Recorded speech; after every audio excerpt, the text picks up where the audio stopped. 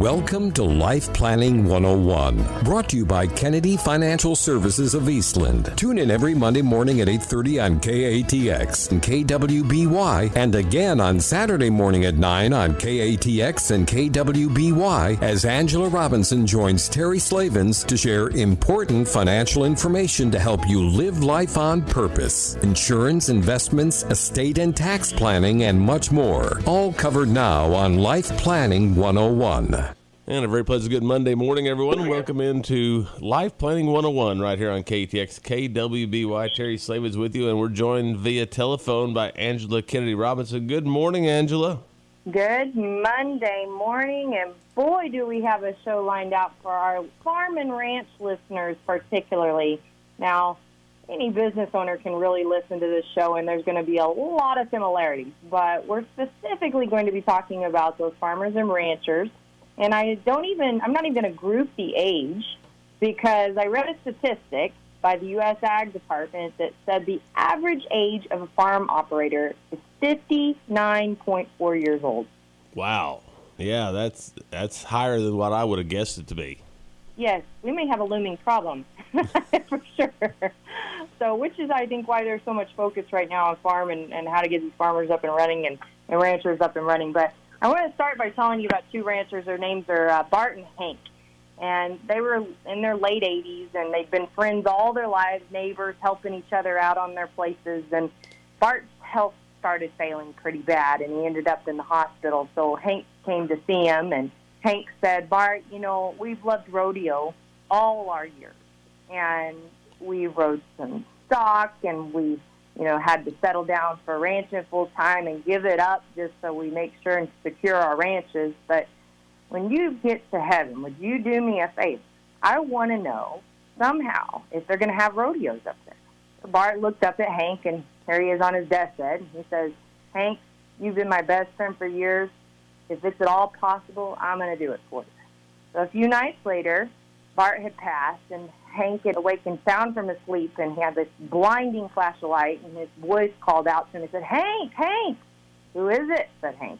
"It's Bart. It's Bart." He said, "You're not Bart. Bart just died." He says, "No, I'm telling you, it's Bart. I'm in heaven." And he said, "I've got some really good news and a little bad news." So Hank said, "Of course, tell me the good news first." "Good news," Bart said, "is that they have the best rodeo up here you can ever imagine. Better yet, all of our old buddies are here who went before us, and even better, we're young again. The weather's perfect all the time, and there's never any mud, and best of all, we can ride and fall all we want. We're never going to get hurt."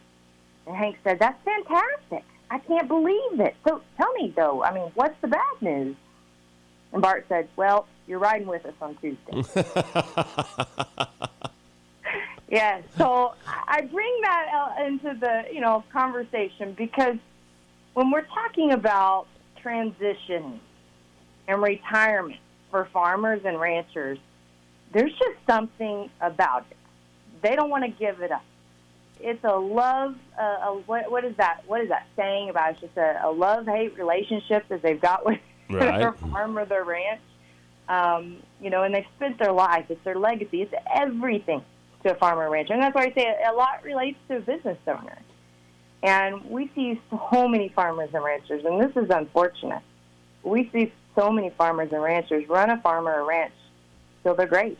And that's just facts of it, which, I don't know why. I don't know if it's because they just plan to work forever and they really believe that that's realistic.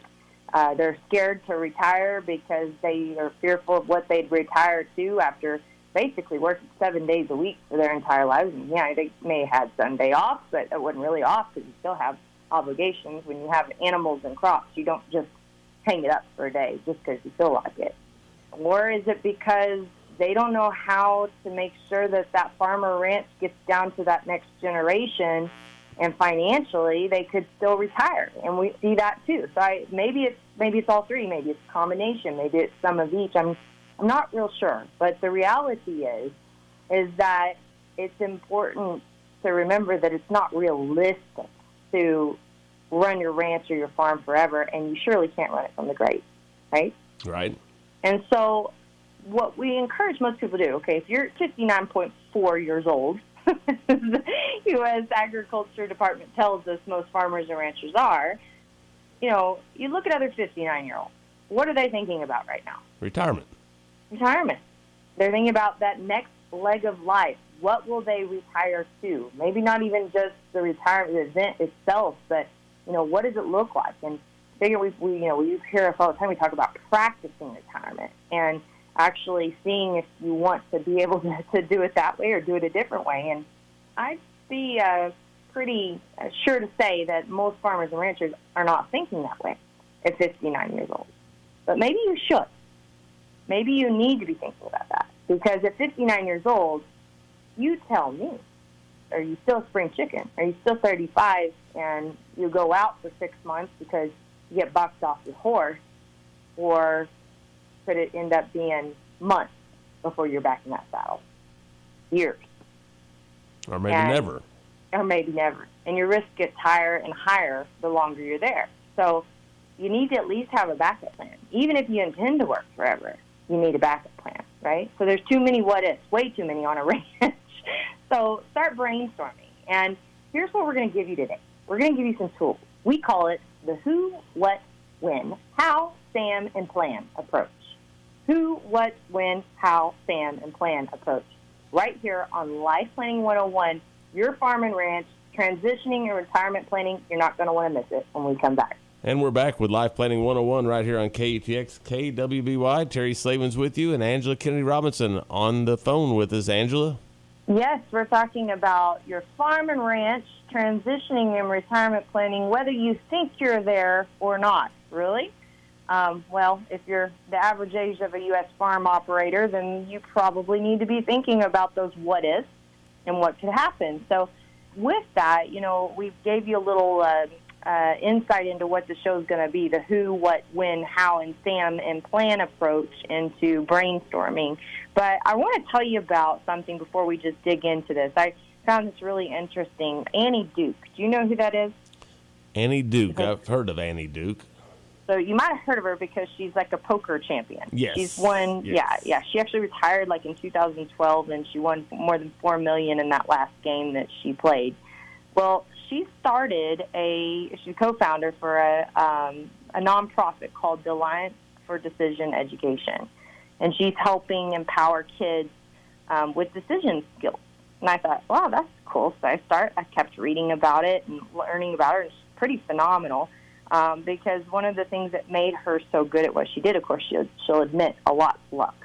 But she said, the common thread in good decision making is thinking probabilistically with all things. I mean, taking your emotions out of it, right? Putting aside your biases.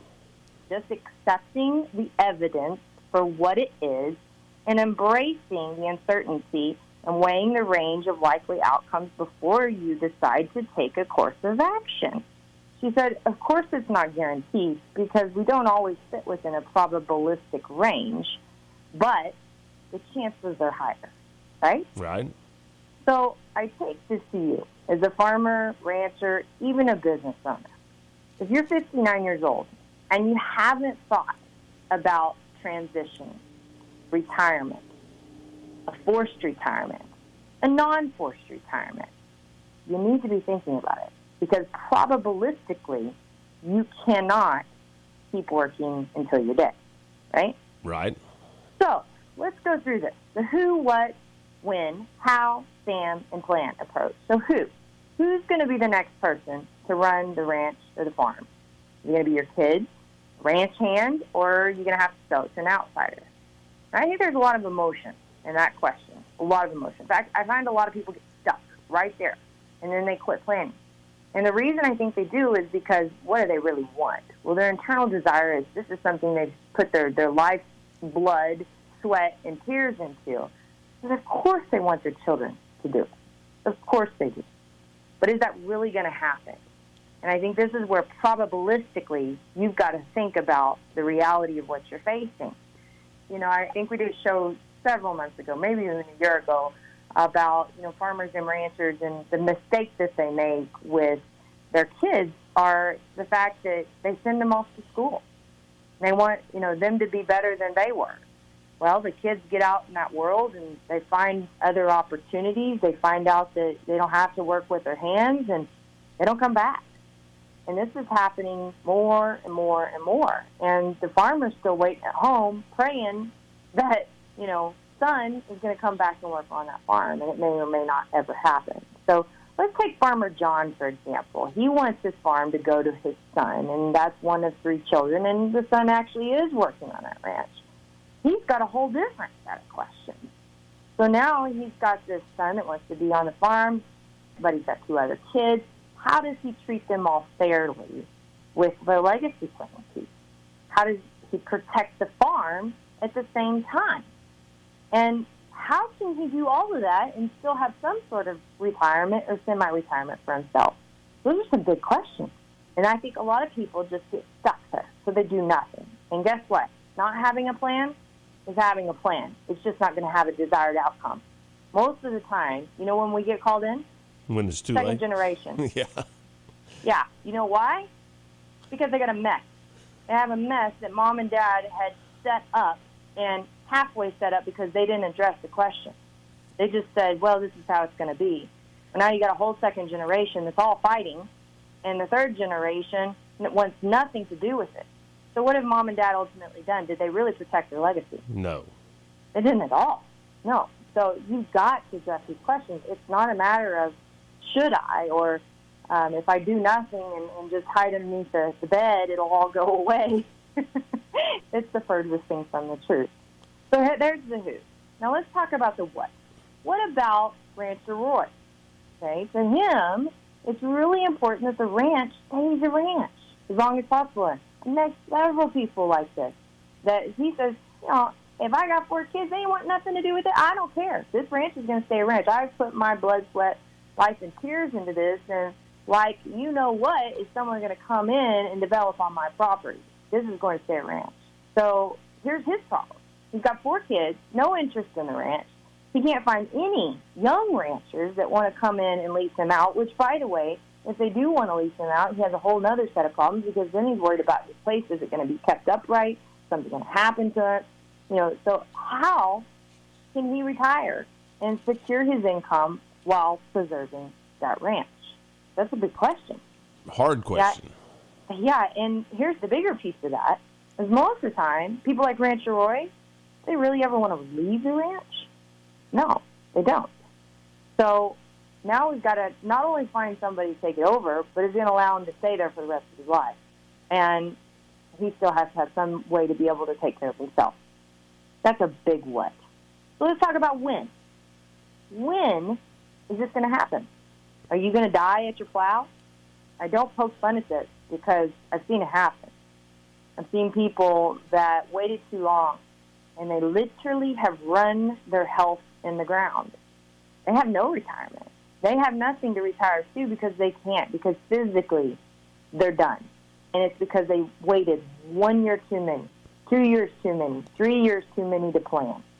And guess what? Something happened. It happened.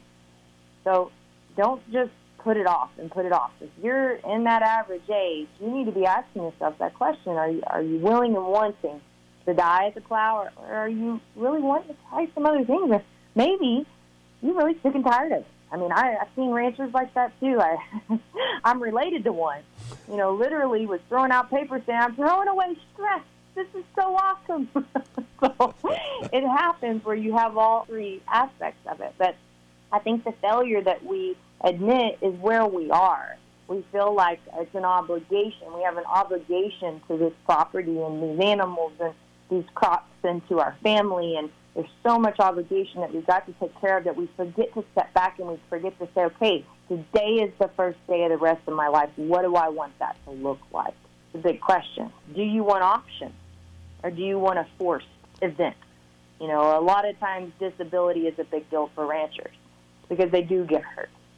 And don't be thinking about all those obligations that you say you want to take care of.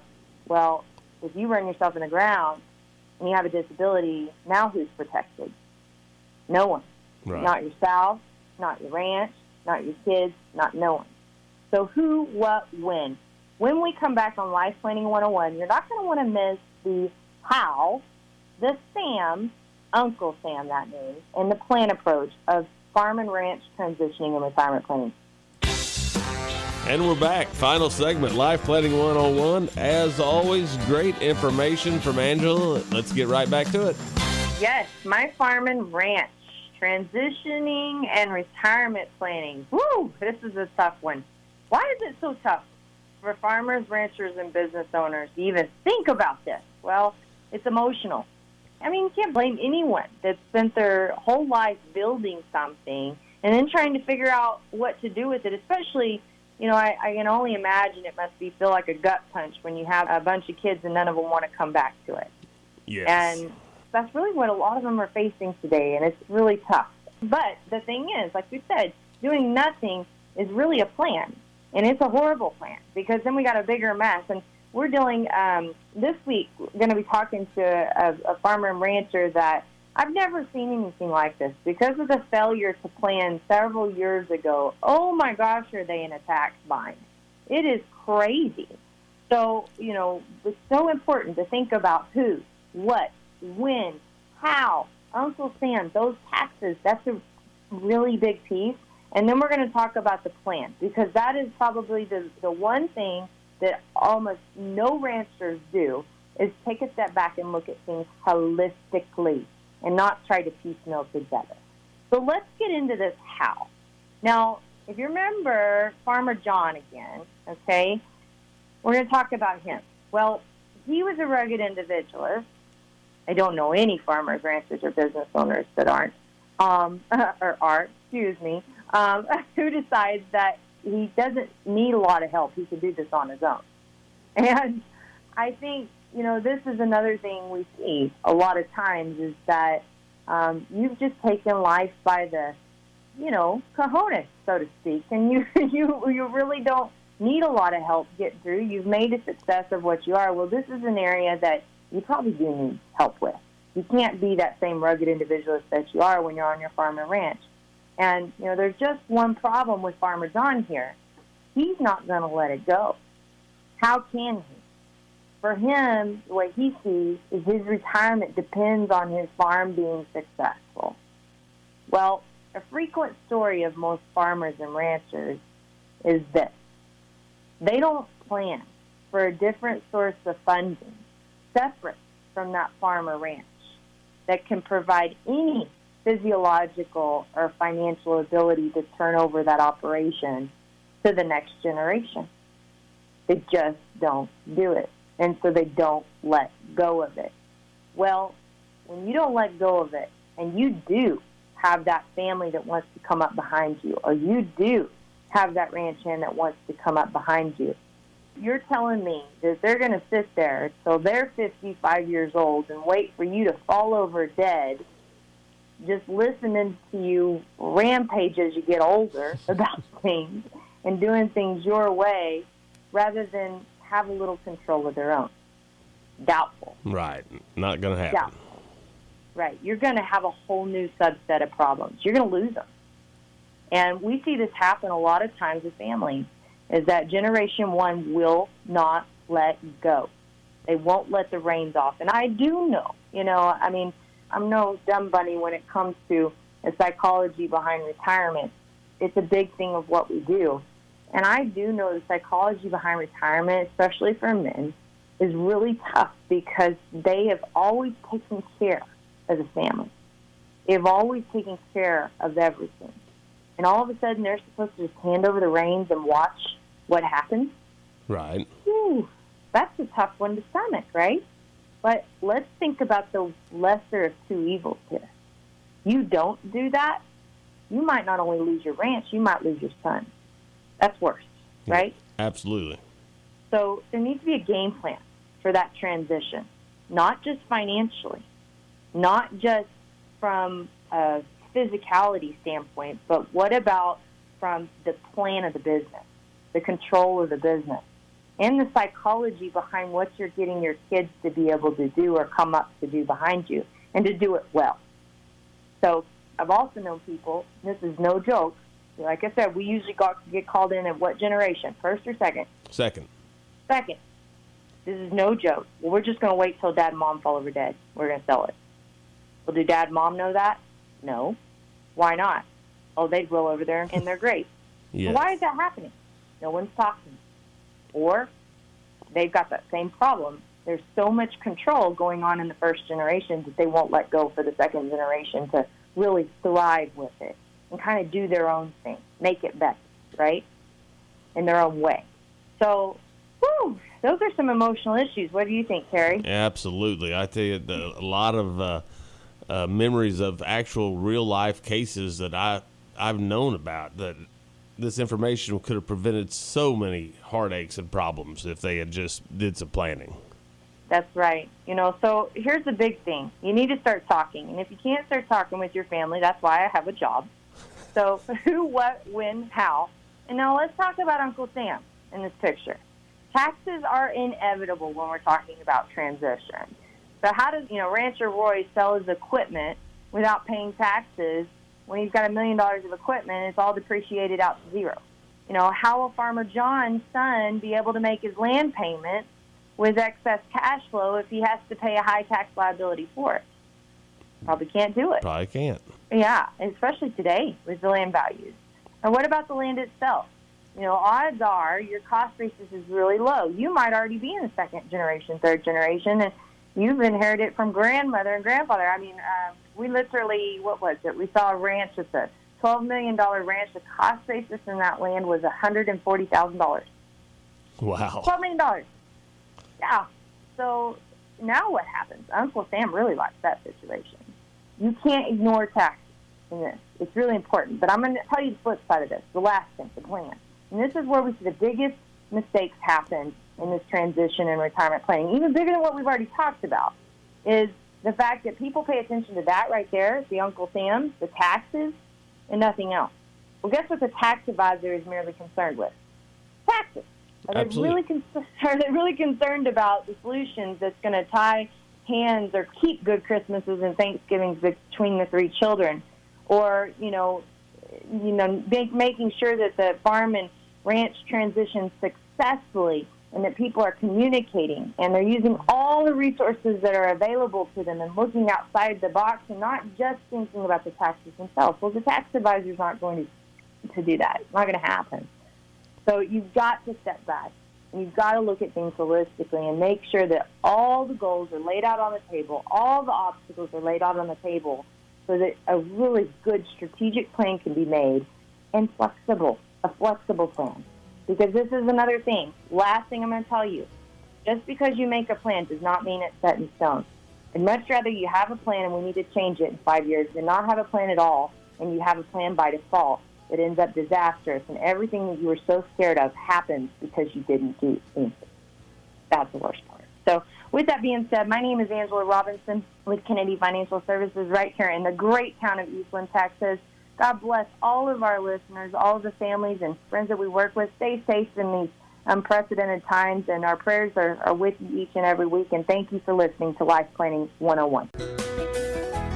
Thank you for joining us for Life Planning 101, brought to you by Kennedy Financial Services of Eastland. Tune in every Monday morning at 8:30 on KATX and KWBY, and again on Saturday morning at 9 o'clock on KATX and KWBY for more Life Planning 101. Advisory services offered through Smart Money Group, LLC, a registered investment advisor. Securities offered through Calton & Associates Incorporated, member FINRA SIPC. Kennedy Financial Services Incorporated is an independent of Calton & Associates Incorporated and Smart Money Group, LLC.